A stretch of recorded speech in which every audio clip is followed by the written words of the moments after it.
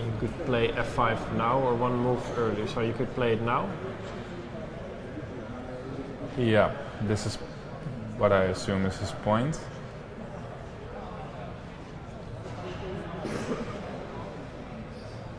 Not so easy to find the move. I could take once on f5. So after f5, He actually plays rook c8 check. That's another way of doing it, of course. rook c8 check, Yeah. rook takes, Rook takes, king g7 has been played. And now maybe we'll see e5. There's some mating patterns appearing. yeah. So e5, Yeah, knight to d5, let's say. Sorry, e8 is always covers. That's kind of an important detail. yeah, the bishop, you would almost Yeah. forget about the bishop on a4. Yeah, but here bishop to c4, by the way, is annoying. And this is all, It might not be immediately over. How much time do the players have? They both have a bit more than a minute. Minute and a half. Yeah, and they still need to make 5 Current position, king, moves. g7. Is g5? Oh no, the knight is hanging, apologies. Actually, g5 is a G5, funny move. yeah, that is funny, because you could play e5. check. Or, I thought even e5. Oh, e5, I thought check first. So g5 takes e5. Now we see e5 on the board. e5 right away. And Hou Yifan has played knight to d5. Again, bishop c4 does win some material, but black will get 2 pawns and a bishop for a rook, basically. Yeah, bishop c4 is on the board. Okay, I think knight takes f4. Forced. Yeah, because if you attack the rook, for example, knight to e7 or knight to b6, Then you just take and you take with the bishop on c8. Yeah, exactly. Yeah, and d3 your knight can stop. Yeah, that's important. These are bit all of a- things that we can now just Yeah. check, but they're very important details. Yeah. Not even details. So and after knight f4 Uh-huh. takes. Yeah, knight takes e6, I guess. Actually, black is, sort of, the knight on e6 is beautiful, of course. King f2, let's say. Yeah, because you don't want to move your pawns with black too fast, because she's low on time. Maybe wondering if you want to go b3 as black and exchange at least one of those pawns for the a pawn. There might be some positions that could be a draw, just Yeah, but I also feel that knight e8, knight f6 is knight e8, knight f6 indeed, sometimes annoying, maybe Yeah. h4. h4, g5 could be. Yeah, that you. Yeah. No, it's clearly, I think, white must be better here. So she's thinking, let's quickly go to So Adiban. Let's see if they made it to move 40. They just did. And Adiban's e-pawn is still alive. Wow. It's already 40 moves old. They exchanged some pieces. Hou Yifan played knight takes f4. We'll get to that soon. Here, again, I think the theme is still very much ongoing. Are you Yeah. going to go bishop g5, king f3, and finally win that Yeah. pawn? Wow. That's really something you don't really realize when at move 12 you play e3. That it's going to be... It's going to be there, and it's going to be the weak for question. a while. Yeah. Okay. We have actually a few interesting endgames. So this is the Svidler. He doesn't take the rook. He plays rook c7. Wow, that is quite a annoying move for Hou Yifan. Actually a very strong move, using the fact that the knight on f4 is unprotected. I can play knight takes h3 tax. Let's have a look at that. Check, king h2. Yeah, and I wanted to go knight to g5, but I'm probably not gonna end up liking it too much. Yeah, then you can just take on e6, right? Yeah, it looks like Or it. even on f7. Bishop takes e6. I was gonna suggest, maybe crazy, but I was gonna suggest d3. Right. Yeah, that's cool. That's nice. My point is, if you go knight c4, then I actually can just recapture on e6, and I'm pretty comfortable. Yeah. She plays d3 Oh, shit, immediately. this is This is nice. going crazy. Good luck. Buckle in, folks. Let's do this. rook c7 and d3. Ah, if I take on f7 and f4, then d2 is still unstoppable. Yeah, so let's say check, king h6. Yeah, rook takes f4, and d2. Ah, and rook to d4 over here. So let's see. Check. I think this may have been a mistake by Hou Yifan because her rook is still hanging at the end on e6. And they are playing it, let's see. Let's see, king Check, h6 king has been played. h6. Okay, rook takes f4.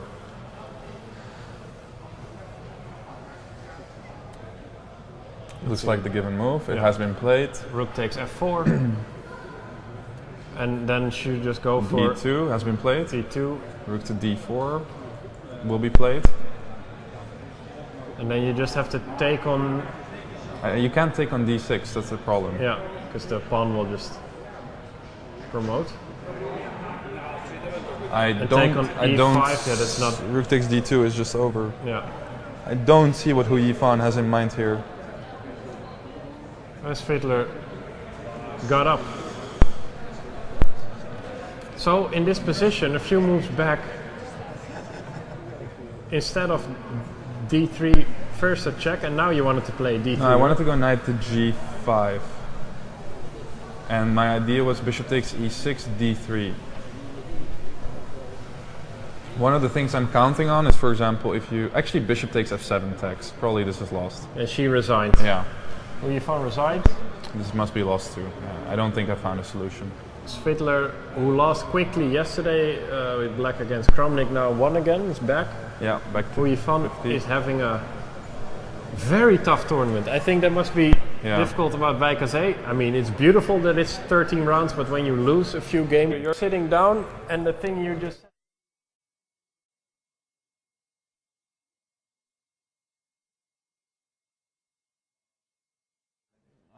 You shouldn't really be missing what I missed today, and I feel more than a little ashamed about it. But what Are you talking about? Yeah, maybe you can go through the game, but Yeah, well, the I key mean- moment where you could have played. Yeah, I mean, knight c8. I had seen knight c8, but this is like the second day in a row. It's not like I don't see the idea. I did see knight c8, of course, but after rook e6, I thought, okay, if I go rook c7, which looks logical, the Yeah. knight gets caught and it's kind of bad. And the fact that I can attack this rook on knight g5 completely escaped Also, me. we were thinking maybe you didn't see rook c6, knight e7. No, but it was just just the knight g5. the existence of the move knight g5 completely escaped me. And when did you find out that this was possible? After the game? Luckily for me, after the game, because I think if I spotted it during the game, I would be completely unable to continue. Yeah. To be honest, like, how do you continue after this? Yeah. No, it's. And how do you? What's your explanation for missing it? I have no explanation. I mean, yesterday I could maybe make some explanation for why I missed bishop d8, but because it's like a weird move, very deep in your own camp. But how do you not, consider attacking a rook which can be attacked is very, very difficult to explain. Something is not quite right with my head, would be my explanation. But then you will probably ask me why something is not quite right with my head, and then I have no explanation anymore. It's And are you also a little bit happy that you won the game? yeah, no, of course, it's good to recover somehow, but yeah, this is just bizarre. But during the game, you didn't know you missed this move, so then Yeah. it No, shouldn't but have still, affected you then, no, but right? still, like if in general, instead of doing what I've done, if you don't see knight c8, you go knight e5 here, bishop b5, bishop b5, and you're much better anyway. Yeah. Because what I did, I think, is like by far the worst of the. How do we Yeah, get? you have to click on this this one. Oh, okay. And Then yeah. we'll go to the game. Sorry, it's all a little Yeah, high. because going for what I did would have been very good if not for the fact that knight d7 is so strong here. Because I thought basically I didn't even want to look for anything else because I thought my next move is rook c1 and it seems to be completely winning, and there are no rook moves because there are forks everywhere. So you missed knight d7. And for some reason after knight d7 I thought I had something strong, but I don't have anything, and I have to give up this pawn, and I'm pretty sure this position has to be a draw somehow. What was your assessment here? A draw. Well, I'm never worse because this bishop on a4 is so stupid, but I think objectively black should hold. I think probably the way to go is just to go for this position. And rook d8, I go knight b7, she takes on a6, I take on d8.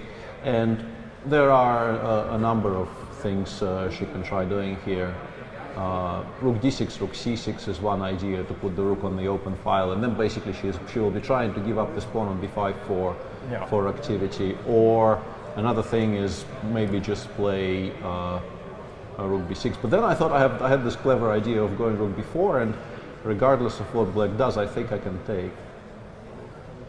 Actually, probably, after king f8, of course I cannot take, because here the king is in time to attack my knight. So king f8 is very strong here. So yeah, this probably has to be a draw, because if I go rook c1 here, I think I will never have enough. I think with this knight on d8 completely cut off, and the bishop finally returning to good squares, I think this has to be very close to a draw.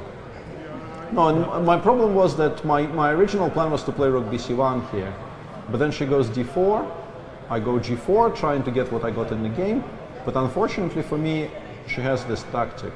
Oh, yeah.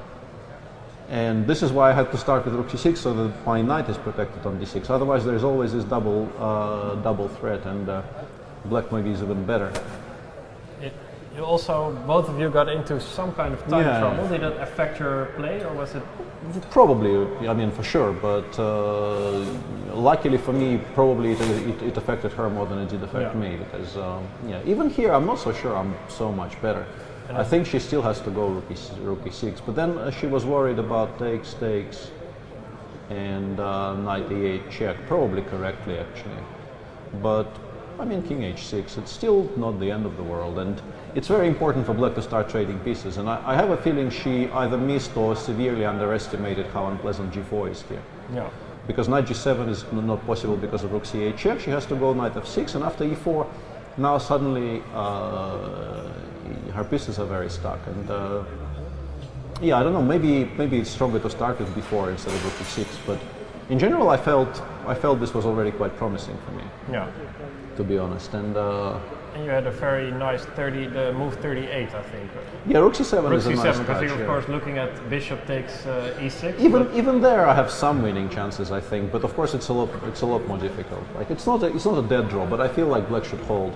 But yeah, rook c7 is a very important touch here, and I think this should be done. It should be winning. Yeah, I couldn't see any way for black to extricate herself here. So, and what are your thoughts on your play in general? You said you missed two moves. Well, it's like the curate's egg.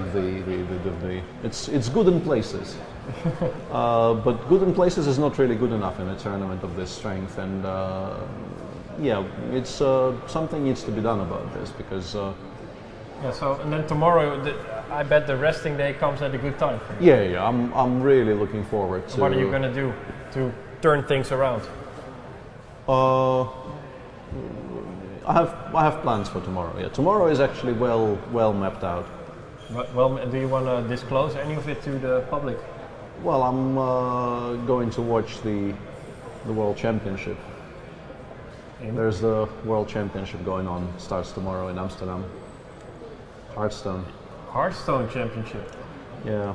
Are you a big Hearthstone fan? Yeah. Okay, so you're going to watch it. Are you going there live? Yeah, I have tickets, so I'll go. Oh. I'll go have a look at that. Yeah. I see some other world champions at work. So, yeah, that's the plan for tomorrow. And that's to switch things around, and then you'll be fresh 2 days from now. Well, or completely exhausted and unable to play. One of those two things. But I mean, it's I think hard to play worse than I've been playing. I mean, not impossible, but are you not a little too hard on yourself? You missed a few moves. Happens to all of us. In particular, what I missed today, I honestly, something has to be quite badly wrong for me to start missing this stuff. This hasn't happened to you in quite a while. Can you recall the last time this happened? A tactic this simple? Yeah. No. I'll have to. I mean, if I go through databases, I'm sure I'll find something, but. At the top of my head, I can't really recall. And how does it work? Like little children, they have those tactic puzzles all the time. Do you still do, as a top 10 player, do you still make tactic puzzles? Not anymore, and maybe I should. You should start. Maybe I should. I'll Yeah, get you maybe some I good should. books. Yeah, maybe I should get back to solving. Yeah. I want to ask one more question about this game. Karlse Kramnik, what is your assessment? This has to be a draw. And do you know or do you think? Well, I mean, the king is slightly awkward, but I mean, in general, the two g-pawns don't win. But he hasn't been able to establish the correct setup straight away, so Vlad is obviously very justified in pushing for a bit. But this has to be a draw. But I was surprised because this is it seems a little elementary. Two g-pawns, rook ending, almost all the pieces gone, but still. Also, Robbie van Kampen, he wasn't completely sure. Like the best players in the world are not completely sure how to play this position. Well, I think you just go king g1 here. So far, I'm not entirely sure what the problem is. Just go king g1. If whenever he goes g4, you can go rook a3 check. Yeah. Although you will have to go rook a1. I mean, in this particular position after g4, you will have to go. So king g1. Yeah, you'll have to go to the third. Maybe it's g4. You have to go rook a1 because rook a3, rook e3. And then, is this winning? So if you you need to. I mean, the g-pawn. The issue with the g-pawn obviously is that even if I like with the one g-pawn, this position is drawn. Every other pawn but g and h is winning, but this one is drawn, and I don't think the addition of a second one makes any difference here. So I think black needs to try something without pushing g3, but I'm not entirely sure what. So because we thought you could also move your king to h3, then push this pawn. Yeah. Maybe keep your rook on the third rank at some point. Like if you play g3 here. Yeah, but you need to get very many things right. I'm not. Again, I do like that this at the top level this is still so difficult. That gives me hope as an amateur. Yeah, I mean the issue here is that he got a very disadvantageous addition of this ending. I mean, if he immediately sets up the correct, the correct position so that black cannot really get this position with the king on h3, then it's an easy draw. But here, because we are sort of not in time to... Are we not in time? Oh yeah, because the rook is on the e file, we are not in time anymore. Because what he would like to do is go rook a3 check, king g4, rook a8. And if white could do that, I think it's an immediate draw. But rook a3 check, black will play rook e3, and nobody will let you play yeah, exactly. Okay, so you have to go back. Yeah, we go rook a1, but once again, how does black make progress? King g4, I'll go rook a8. Yeah. I think I wait, and I wait, and I just wait. b1. Yeah, and the moment the king goes to g4, I go rook a8, and I start giving checks from f8 and h8. Yeah, okay. But I mean, I'm not the world's biggest authority on rook endgames. Who is? Well, I mean, the two guys playing the game. Are they the authorities? Yeah, they are somewhat better than me. And what's your place on the rook endgame world ranking? You can't see me. I'm somewhere there below. Okay, well, we'll see what happens here. Probably a draw, but we're not sure yet. But thanks a lot. Good. Sure. Enjoy the hard game, Hearthstone. Sorry, I don't know. Hearthstone World Championship, and I hope good luck with your tactical puzzles. Yeah, and good luck in the rest of the I'll get back to that. Yeah, thank you, Peter. Sure. Thanks a lot. And we'll be back.